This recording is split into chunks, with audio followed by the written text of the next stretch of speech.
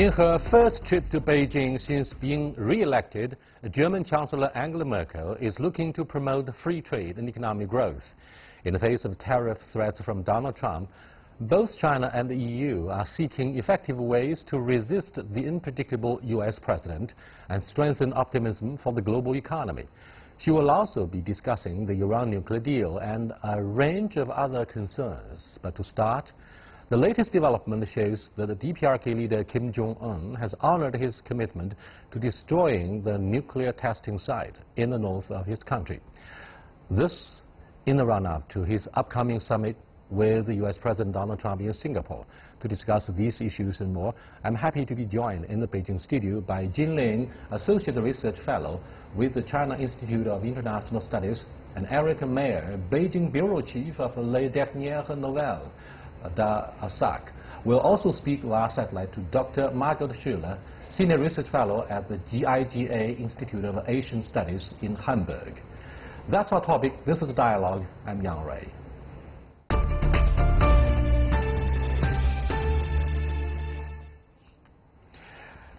Well, the latest development shows that this is a leader of credibility. Mr. Kim Jong-un of the DPRK has shown his political will in front of the world, summoning so many reporters from around the world to witness the destruction, or you may call it demolition, of the underground tunnel for nuclear testing.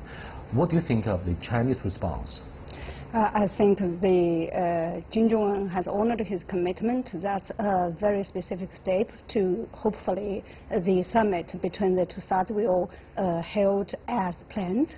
From Chinese government, we sincerely welcome that's a one-to-one dialogue between the two leaders. That's very be important for the solution of the issue. And second, I think that Chinese strongly believe the two leaders have the, I like to say, political will and also the capability to successfully promote the solution for the denuclearization. Of course, we strongly stick to the denuclearization of the Korea Peninsula. And what are your thoughts about the issue of denuclearization, starting with demolition of this nuclear testing site? It's a very essential project for the next development of humanity, sort of. But I believe that Kim Jong-un had to give a positive signal now. Even yesterday, you saw Donald Trump saying he was not so sure anymore that the meeting would happen at all. And there had been one or two negative signals by Kim Jong-un, by North Korea itself last week, saying that he would not accept or go by all conditions of America, and that he was giving sort of negative signals, which maybe gave a little bit of, we would say, like clouds in the sky of denuclearization. And so now we are back on trail for the meeting to Singapore, I believe. It seems the campaign success 1 year ago of Donald Trump has surprised the whole world, because he rose on the platform of populism. And part of that is his pledge on the campaign trail to pull out of the 6+1 Iran nuclear deal. And that impact showcases the poor credibility of this American leader. Do you think the Europeans, along with the Chinese and the Russians, of course, are recovering from the aftershocks, the devastating earthquake geopolitically in the world? Do you think, Eric, we can trust President Trump? It's very hard to say. For sure, Trump believes that with the might of the United States, he can force a new agreement. He also believes that this agreement is a bad one. Now we also have noticed in the meantime that this agreement, while being satisfying, is not enough or not complete. It looks like a first step. So we are not entirely against his idea of pursuing further the negotiation to consolidate that agreement. But the way he does it, to break down everything is unbearable for the Europeans. They don't like that. And on that side, on that moment, Europe and China are together. And I believe denuclearization in both Iran and the DPRK will be one of the major issues on the agenda of Chancellor Angela Merkel, who is visiting China the 11th time of its kind, the latest since she took office after being re-elected. But we'll come back to take a further look at the agenda between President Xi Jinping and the German Chancellor concerning particularly the importance of how to protect multilateralism. Stay with us, we'll be right back.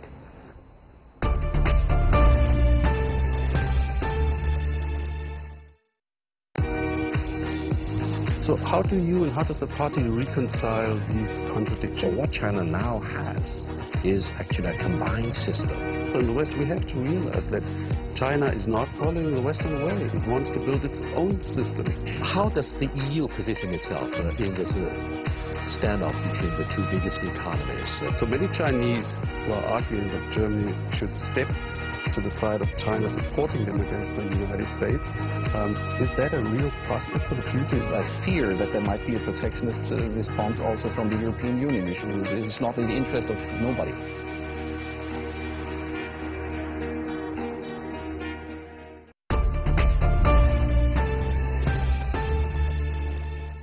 Welcome back.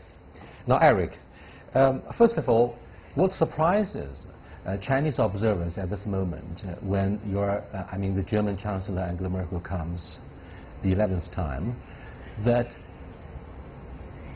it seems there's no likelihood that the two sides will sign a series of contracts concerning more business deals. It's just one of the normal business visits. There are no substantial issues on the agenda of Angela Merkel. So what do you think of this new pattern of proactive diplomacy, not only with Germany, for example, with Prime Minister Modi of India? He came to China and had a meeting with President Xi Jinping in Wuhan just 1 month before the summit meeting in Qingdao for members of SCO, Shanghai Cooperation Organization. So what do you think of this kind of new diplomatic pattern between European Union, which is somehow represented by Angela Merkel, and the emerging power, China? Yeah, traditionally when a Western leader comes to China, the success of the meeting is gauged or is measured on the number, the figures of contracts that are concluded in the end. A lot of people more recently believe that this is not the best way to estimate the results. You also have to improve and deepen the relationship and ask about strong, deep, serious matters which engage our future. For instance, what happens about the European-Chinese relationship once a new relationship, which will be deeper and stronger, will happen with the USA? You have a sort of possibility of super alliance between these two superpowers, and what happens with the traditional allies of China, like Europe, France, Germany, or even Russia? This process of globalization, Jinling, I wonder if you agree with me, is characterized with at least one prominent feature: the multi-center world, multi-power center world. It's not just the United States, the sole superpower with the disintegration of the Soviet Union back in 1991, at the end of the Cold War. It's also triangle relationship between the European Union, the United States, and China. This time around, the major issue, I'm afraid, is how to improve mutual trust between Europeans and China, despite the issue of human rights. What do you think of the possibility of enhancing mutual trust? I think it's very important today for China and Europe, especially China and Germany, to enhance the mutual trust under the background of the rising protectionism, unilateralism from the US side. as we talked before, the exit from the nuclear deal, exit from climate change deal, and also to use the tariff as the stick to force others to accept the terms unilaterally put forward from U.S. sides. So in order to fight against these deglobalizations policies, I think EU and China, as very influential international actors, both advocate the multilateralism in the world. Under current context, that importance has become more and more visible. First and foremost, we need to take a second look at the concept of deglobalization. In fact, some Chinese observers point out it's an issue of reglobalization against the background of geopolitical reconfiguration. Now, let me go to Margaret, a German guest speaker who's standing by in Germany. Hello, Margaret. Nice to see you again on satellite. What do you think of the issues on the agenda? Hello, Rai. How are you? Hi, Margaret. What do you think of the background against which Angela Merkel undertook this journey? Yeah. Yeah, I think the visit comes at a very important point because we have to face a lot of challenges, both China and Germany. And three of the challenges are very often discussed already. It's first of all the U.S. retreat from the Paris agreement, so environmental issues are at stake, so we have to define a new international environmental policy. And then of course the exit from the Iran deal means that in the international sphere you have again more conflicts to come. And last but not least, the trading system. So multilateral trading system has helped both Germany and China a lot, and we would like to stay with that. What do you think of the choice of Shenzhen as yet another major stopover for her visit to China? Margaret?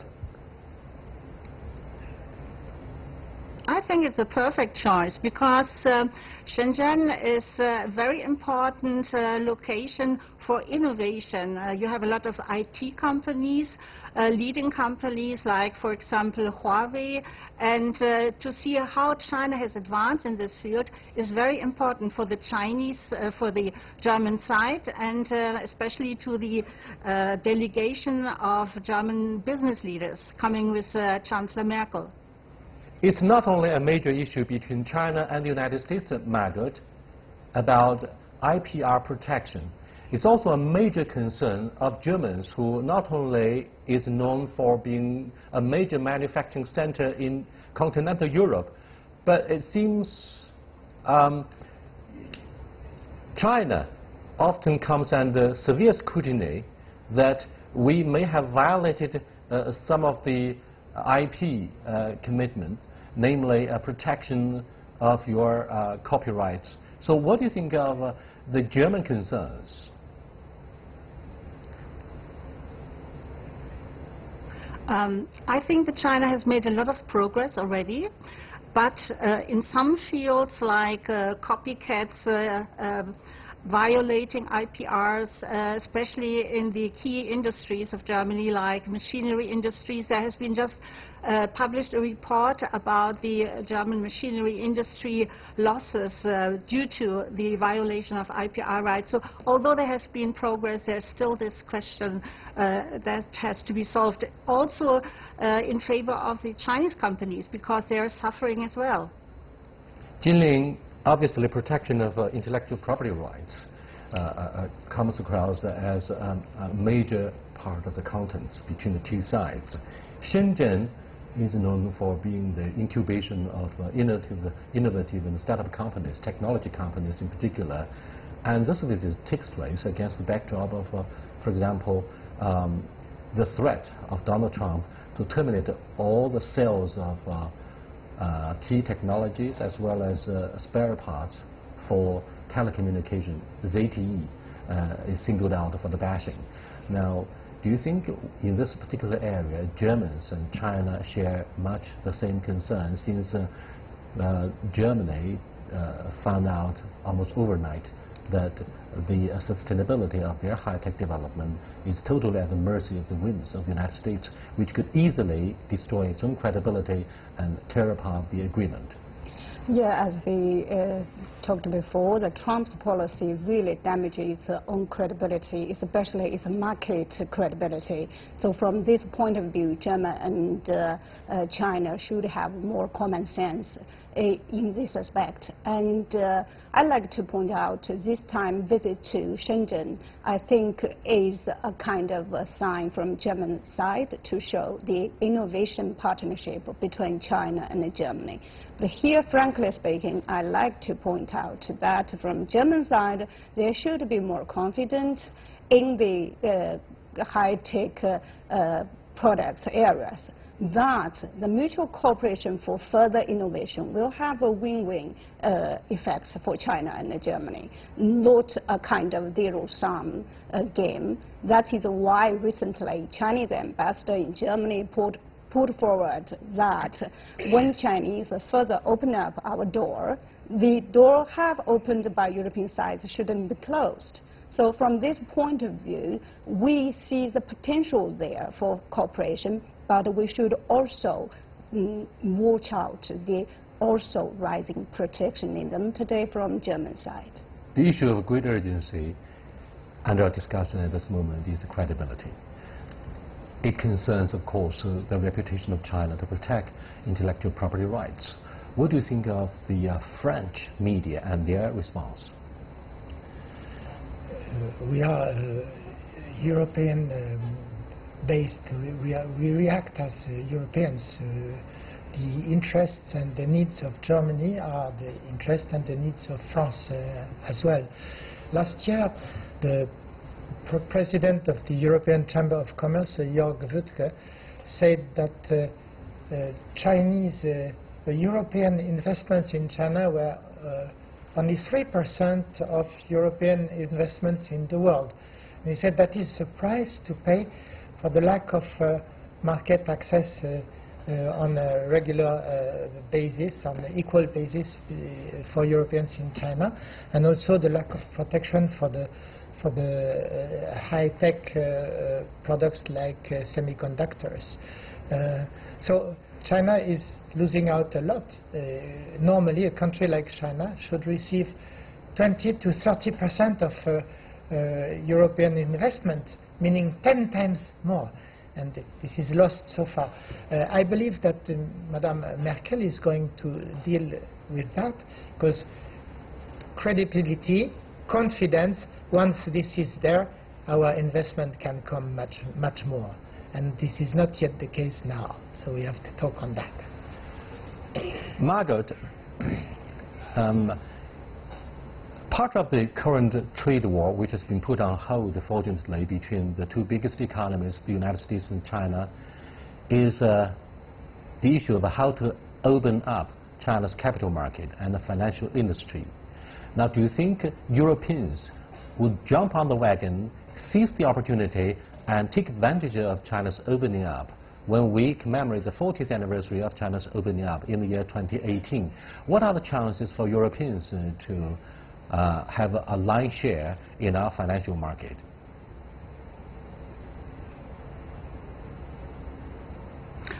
I think some of the companies in this field are quite competitive, and maybe there's also for the Chinese side a lot of to learn about international dealings in the banking and insurance sector. So I think there could be a win-win cooperation between banks and insurance companies from both sides.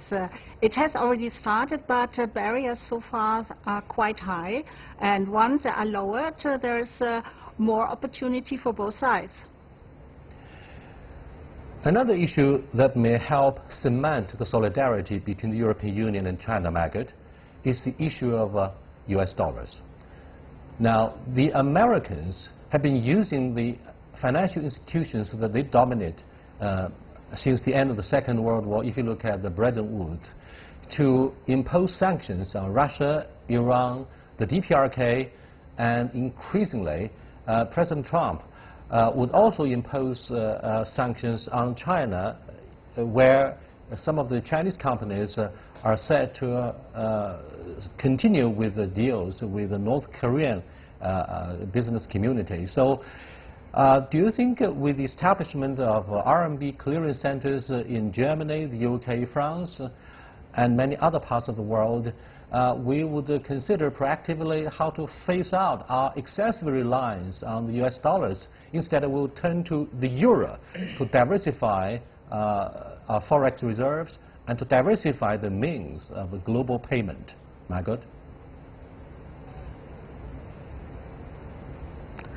Yeah, yes, Ray, I would completely agree. This would be a powerful tool, and we should discuss this issue in more detail. So I'm completely with you.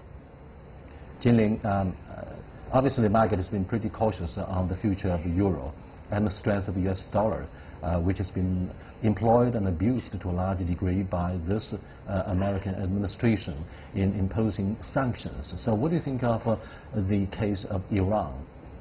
Yes, today the Iranian issues, the crises have actually caused the deepest crisis between the EU and the USA. Now EU is under pressure to find the ways out. One of the solutions is to use the euro financial credit to support the business operations in Iran in order to avoid the dollar transactions. And also they would like to relaunch the so-called blocking regulations. But I like to say it's very hard for the EU to resist the pressure from US side.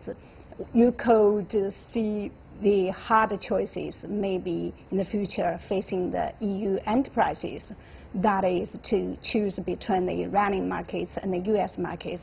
When look at the market share for the EU's business, the answer is quite visible. That's why today I think EU is trying to ally the common endeavor from the Russia, China, and also today we witness EU try to cooperate with the Arabic countries in order to jointly fighting against the unilateralism from the US side. It's not just the pullout of Americans from the nuclear deal with Iran. It's also that European companies are likely to be punished if they dismiss the American threats and continue their business cooperation with the Persian state.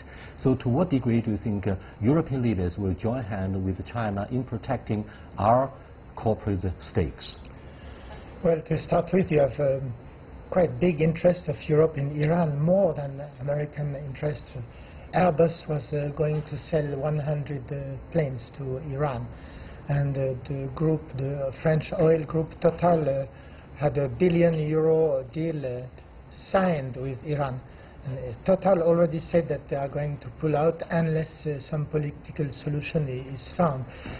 Obviously, Europe, Germany, France have a ticket to play with China on that one. But honestly, in practical terms, I don't see how both groups now could put pressure on the USA.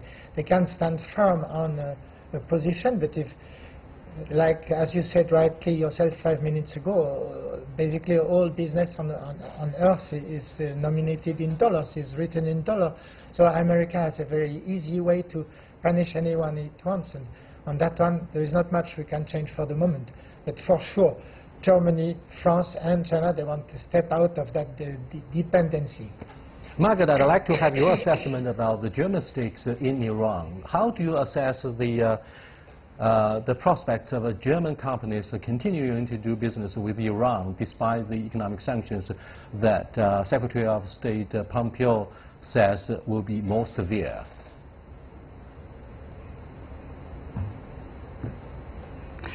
I think it will be very hard for German companies to stay in Iran and continue trading with Iran due to this change in the political environment, especially with the threat of sanctions for non-US companies trading with Iran.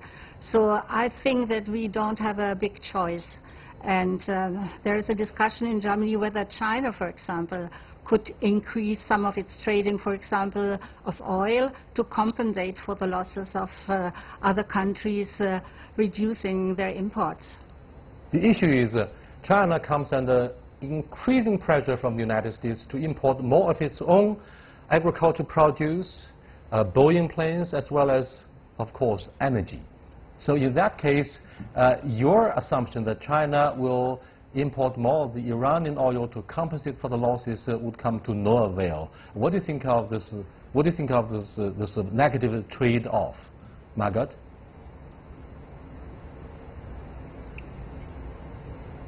Yeah. I think we might further discuss this. At the moment, I can't see a solution, really. Maybe I'm too pessimistic. Margaret remains tight-lipped about what Germany could do at this moment. Jilin, what do you think of, the liberal multilateral global trade regime, which is being undermined by the unpredictability and poor credibility of this American administration? The issue of energy is one. Other issues concerning the credibility of the Bretton Woods and the dominance of US dollars. So to what degree do you think European politicians in China would join hand? Today it's quite urgent for these two sides to stay together. I think that is why the German side, the Chancellor Merkel, this time stressed the importance of a multilateral trade system. We all know Germany is one of the biggest exporters in the world.